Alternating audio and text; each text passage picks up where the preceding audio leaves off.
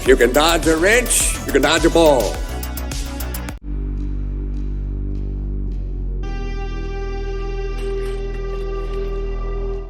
All right. Is everybody excited to be here? We have a special double-sized episode. So, I have the game Morels and its expansion Foray. So we're getting 2 games for 1 stream. And you guys are going to be so pumped because I got the deluxe pieces. So we have tiny little frying pans and tiny little sticks to look at. So, sorry I'm late, Al. What? I got here as quick as I could. I'm sorry about that. Almost missed it. Did you see my tiny frying pan and my tiny stick? Is that a metaphor? Oh Apparently no, there's actually pans and sticks there. Look at that. Sticks. You'll also be happy to know that I had technical difficulties and an echo before you even got here. So we can just get that out of the way now. Oh, fantastic. We've got echoes, we've got fake green screens, so good. So we do still have echoes? This is unbelievable. Oh, do we? Okay, well, I guess we'll see how that goes. Well, let's pretend like it doesn't exist. If someone can tell, it's not me, it's Al. It's Al when he's talking. Why don't you try switching to the AirPod mic, Al, and see if that fixes anything. We did try a thing. We thought we'd fixed the echo. Al, do you want to see if that's done the trick?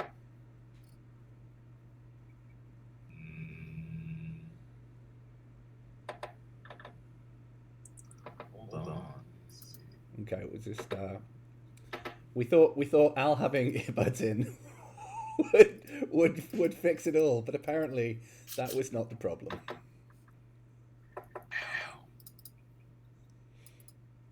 So much clicking. It wouldn't be the stream if it didn't have some technical difficulties, though, right? All right. Is this better now, or am I still echoing? You can't echo if you're muted. That's true. That's true.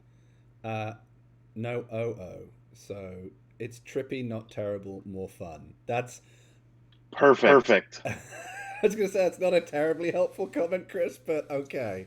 It's slightly better. Sure, let's go. Slightly better, and my microphone is slightly worse now. Okay, well, it's still an echo. Well, in that case... You would think we would have learned by now to, like, in between shows, test this shit out. I mean, I suppose that's what someone who was good at streaming and a professional and had an eye for detail and professionalism would do, Al, right? No. Apparently, that's not our game.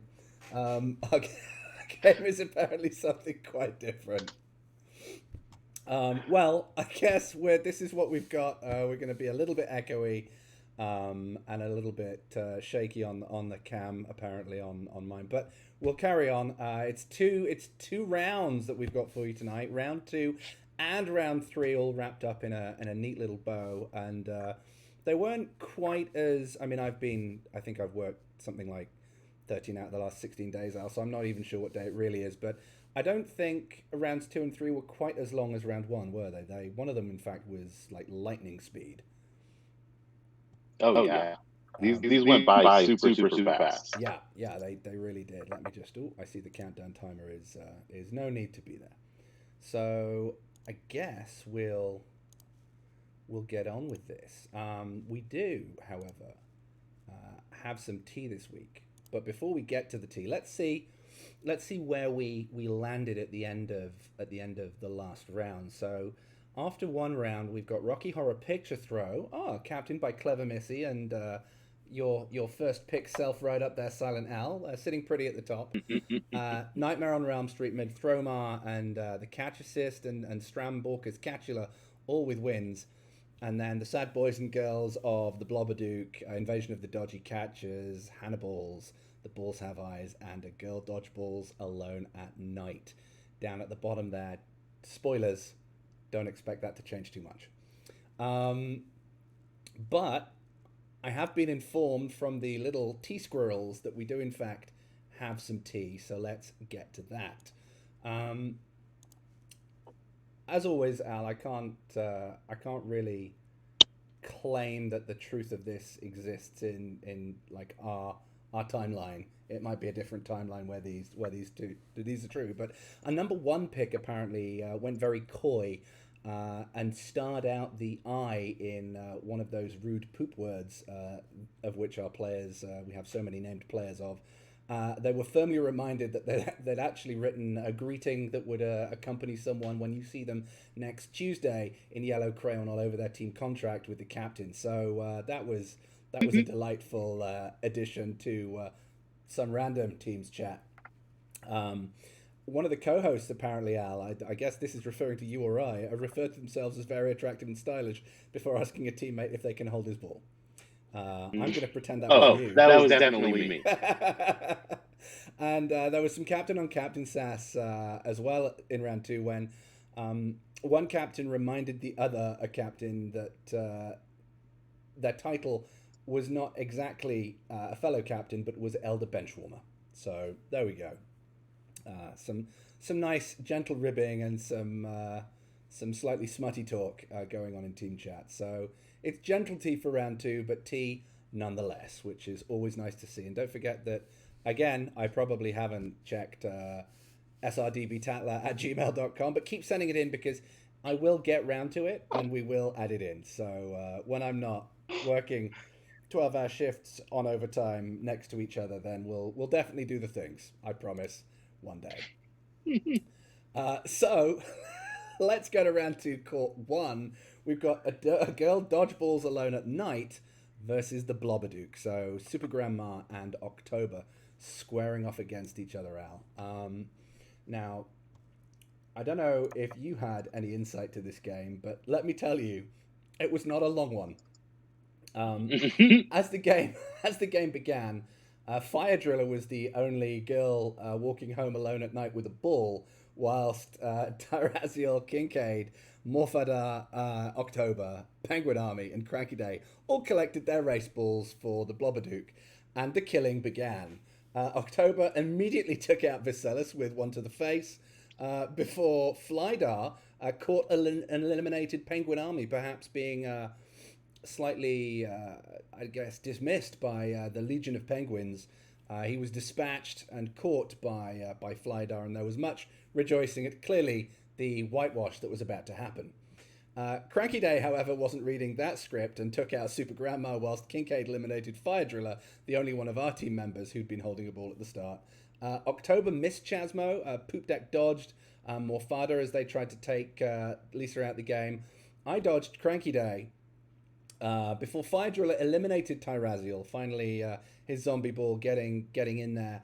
Flydar eliminated M-Colo, and I, taking aim at Kincaid with the ball I stole off Cranky, missed, and that was apparently a bit of a mistake.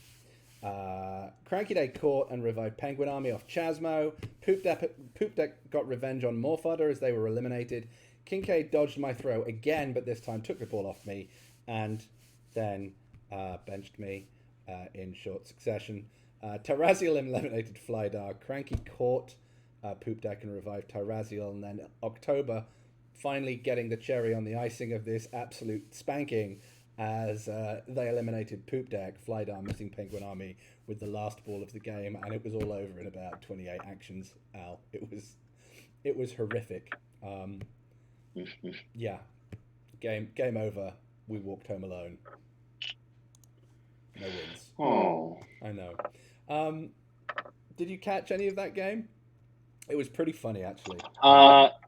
no, I it was one of those blink and I missed it situations.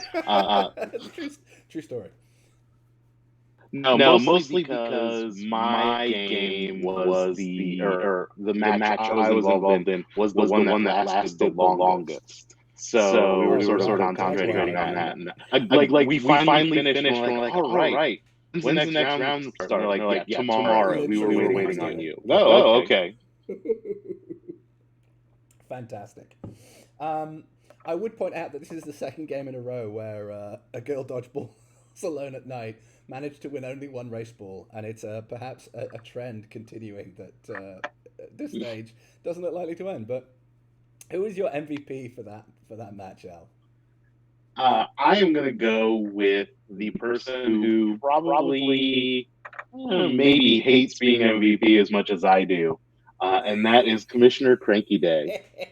Fix boo. Got yeah, one hit and two catches That's pretty for good, that though. round. Yeah. He also, won 80% of his games and won his race, and just overall pretty good performance. These sound like convincing numbers, even if I'm not necessarily. I'm probably less unhappy with it than he is, but there you go. You can't have everything, Commissioner. Yeah. It's so weird that Al uses the same mic that Lou Gehrig made his speech on. I mean, the man's got some hustle when it comes to finding artifacts. There you go. What can I say? Well, that's why we need to raise money for the league, is so I could have bought, that timeless artifact and get the nice echo. That's absolutely it. That's the whole reason for it, and not at all for like generally good reasons. But well, congrats to Commissioner Cranky Day for his MVP performance, and congrats to the Blobberduke. They got off the mark in the battle of the Mud Pit Bottoms, and we'll less said about that match, to be honest, the better. We'll move on to Court 2, where a Nightmare on Realm Street took on Invasion of the Dodgy Catchers. I mean, this lasted a bit longer than our game, Al, but it was a pretty quick one. We got Lux and Wheels taking balls for the Invasion, whilst Darklighter, Aldurin, Politesk, Zim, and DG3 all collected race balls for their side, with only Sabella and Dusto missing out there. Now, Aldurin got straight off the blocks by eliminating Osmosis Brent. I don't know if you saw the songs this round, if you keep up with those, but anyone who wants to dive into the shenanigans, like, there are lots of players who do their own kind of spin every game, and Brent's one of those. He's always got a song, it's got lyrics, it's generally a heavy metal tune, always fantastic, a good read. But unfortunately, he didn't have much time to showcase it because he was out immediately, getting benched by Aldurin. VQ dodging Zim's throw, while Sturrock dodged Politesk's attempt to get the captain-on-captain violence going. Again, I love seeing that, Al. It's my favourite. Zim, however, took the next blow by catching and eliminating VQ, sending them for an early shower, while Dusto avoided the attention of Wheels. Wheels, however, catches Dusto's ball and revives Brent back in the game. Fantastic songs akimbo.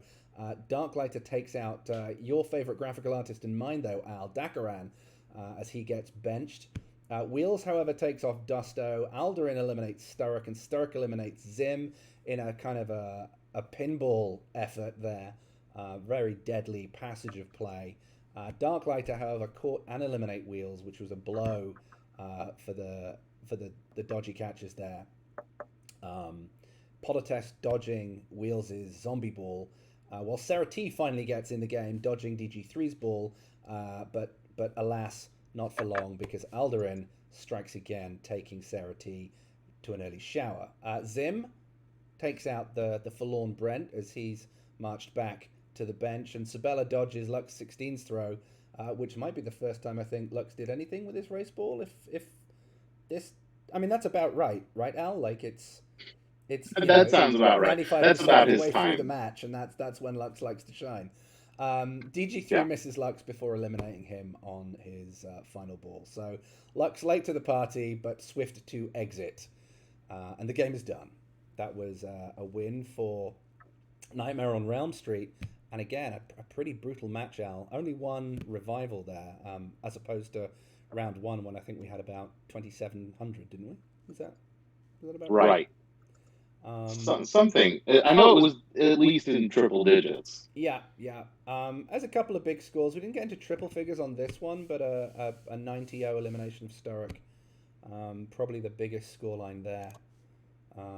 Or sorry, a 90 differential. It's not every game is to 0, but 90 differential, the biggest one in that game. But who was the MVP, Al?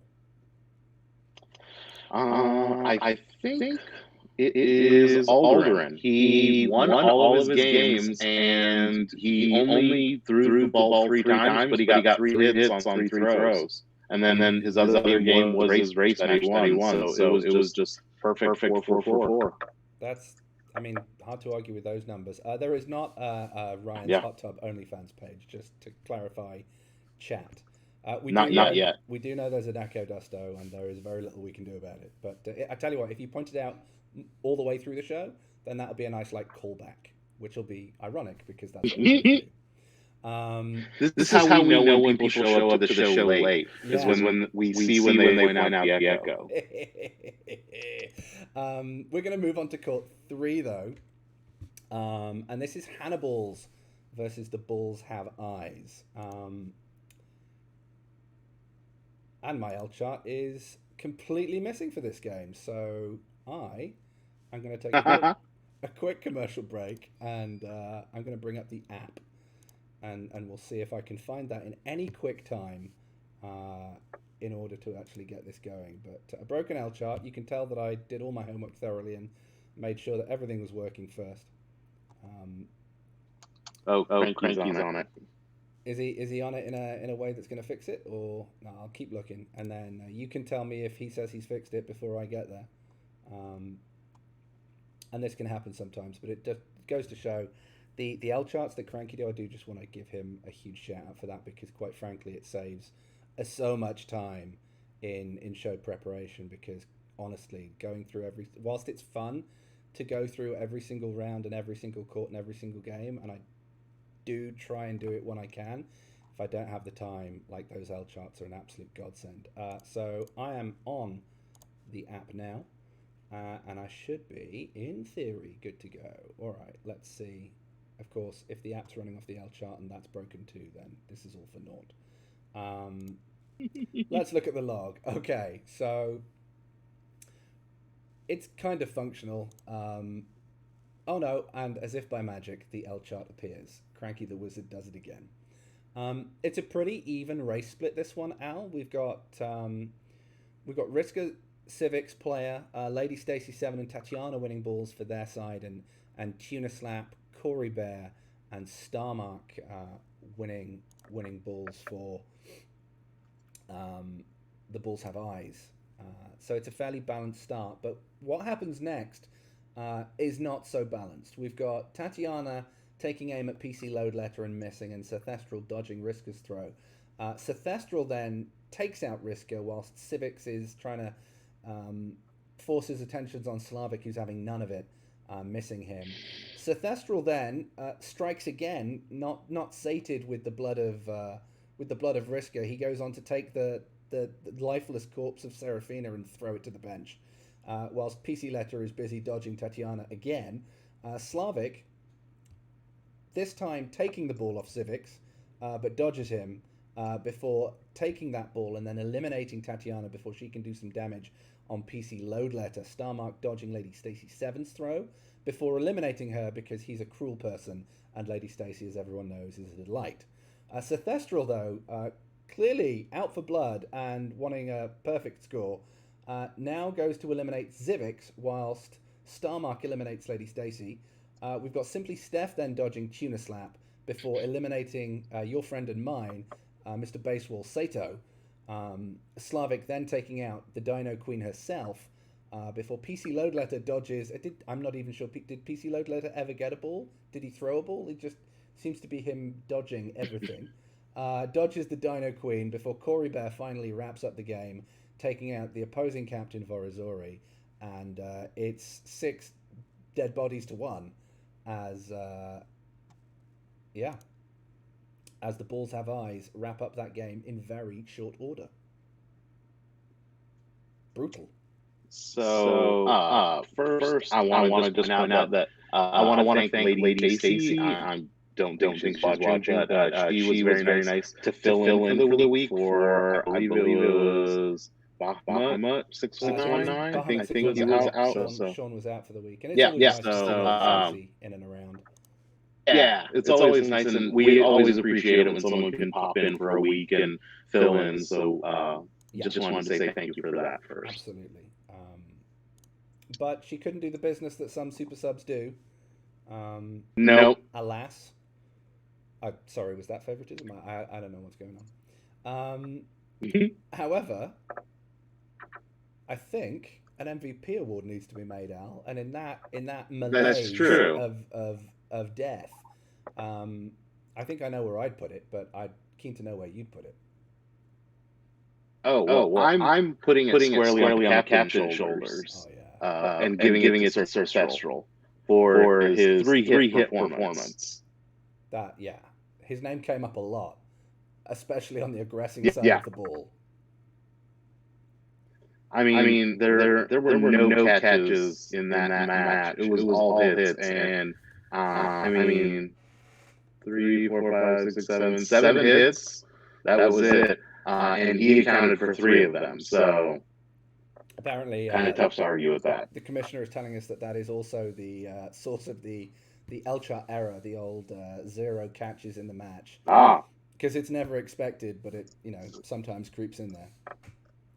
So congrats to Sir Thestral and the Bulls Have Eyes, racking up a win there and taking them ahead of Hannibal's in the table. Because again, that was another winless wonder matchup.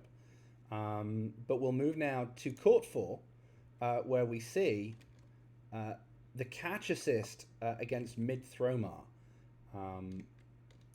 And this will be an Elchart that works, I'm told, and it does.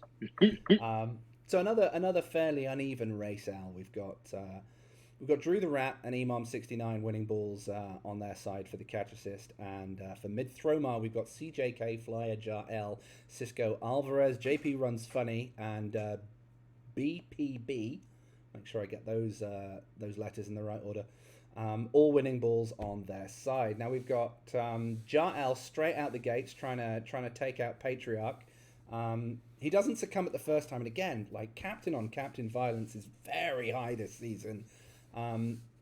So no catcher sizing on the first ball, but the second ball finds its mark as Jar-L does in fact eliminate Patriarch 215. Clearly he needed to go and book a cruise. And Jar-L was just giving him the time and space to do that, Al. Lex Neville dodging Drew the Rat's throw as he gets his ball going, but it's JP Runs Funny who eliminates Roland Parr, who I think just celebrated, was it 15,000 games? It was a lot. It was a big number. I probably can't even count that high. Yeah. But yes, JP eliminates Roland Parr. A sweet man and a fierce competitor is CJK Flyer eliminates Jonathan. It's a big mistake. He's not going to win him any popular votes with the crowd there.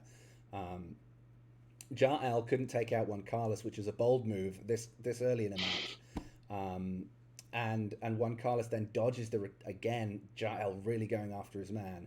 Juan Carlos dodges that ball and relieves Jar-L of the burden of a weapon. While Cisco Alvarez can't take out Ninjanin, Juan Carlos dodges from JP Runs Funny. They are all going after the suave and handsome Spaniard there, Al. Lex Neville misses Drew the Rat before CJK dodges the throw from Juan Carlos. He's trying to get something going for his side, and BPB eliminates Imam69, clearly reading the script that one does not leave Elizabeth standing last. Drew the Rat dodges Lex Neville. Drew the Rat misses Lex Neville. Lex Neville dodges the throw from Drew the Rat. They're just on the side of the court, Al, just playing catchies with each other, completely oblivious to everything going on around them. And it really is going on around them. As Cisco Alvarez eliminates Ninjanin, Guianos dodges Juan Carlos before Lex Neville finally gets their man, eliminating Drew the Rat. Juan Carlos dodging Guianos. Cisco Alvarez eliminating Juan Carlos, and Juan Carlos' zombie ball only able to take out Jar-L. And with that body blow, the game ends, and it's only the captain Jar-L on the bench as the rest of Mid Thromar are celebrating wildly as they exercise the catchers. And again, pretty brutal game, Al. Not gonna lie. Yeah. No, it was pretty rough. I mean, just looking at the what's the win percentages. It was rough. Mm-hmm. So For this match, I think there's like 3 people. Uh, there's Cisco Alvarez, BPB, and CJK Flyer, all perfect games, 100% win percentage. Ooh.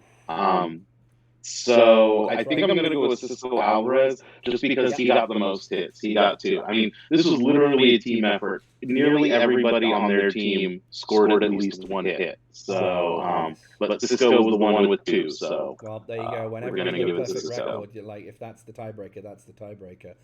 Duddle Duck, unfortunately, MVP does not go to the only player taking a ball to the chin, much as many players would like to see that. And trust me, they would. But yeah, congratulations, Cisco.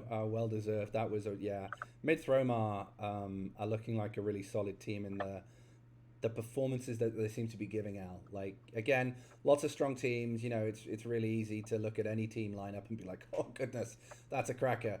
But they seem to be able to do the business from any angle of the court. So definitely a team to watch out for if you have yet to play them.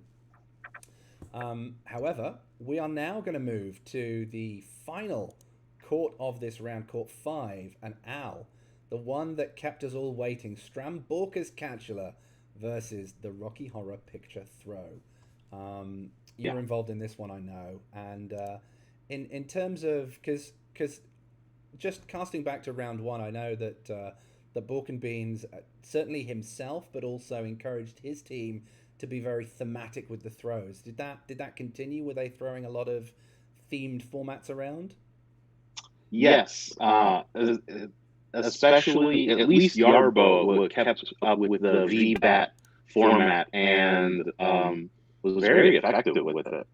Excellent. And I don't want to spoil what happens, but we may have found an anti-vampire bat format. So. Well, anything that's useful against Bork and Beans is got to be something I'm interested in listening to. So let's get into this match. Fairly even split on the races, Al. We've got Acox, 89, Wet Yeti, and Seabus Ripper all winning balls on their side, whilst yourself, Bagsman, Dion Lunsford, and Rip win balls for the Rocky Horror Picture Throw. But it's Seabus Ripper striking first, striking fast as they completely obliterate Darth Kronos with a clinical hit to the face. Before Dion Lunsford, Seabus maybe getting a little bit cocky there, immediately catching Seabus and just asking him politely to sit down whilst Wet Yeti dodges Rip's throw. I mean, that's a scalp and a half to take there. Wet Yeti tries to take revenge, can't. Dion Lunsford dodges it. Meanwhile, Yarboa dodges your throw, whilst Dion Lunsford, not keen to sit back, takes Darth Binkley's blood. So, already a pretty savage opening. Jace Ascended dodges Dion Lunsford's throw, where Seabus and Darth Binkley failed, before Baggio catches and eliminates Wet Yeti. And again, Baggio showing to be such good value every time. Yarboa, though, takes Rip out. Was that a VBAT that she was throwing?